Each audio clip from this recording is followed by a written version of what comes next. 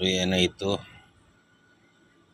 Daraanan ni PBBM sa Villamor Air Base, binulabog ng sawa. Isang tauhan ng Presidential Anti-Formula. Charis. Natukla. Alam nyo kasi, may istorya yan eh. Ito naman ay kwentong barbero lang.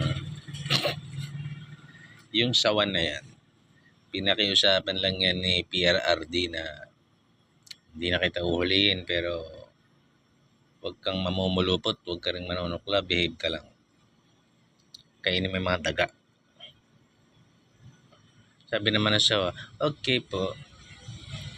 Eh hindi na si PRRD yung presidente.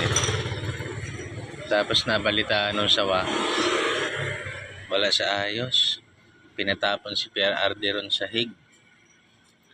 Nung dumating, dali-dali niyang tinuklaw. Tangina, mga kasama mo, mga puff ha. Puff kayo ng puff ha. Puff ng puff.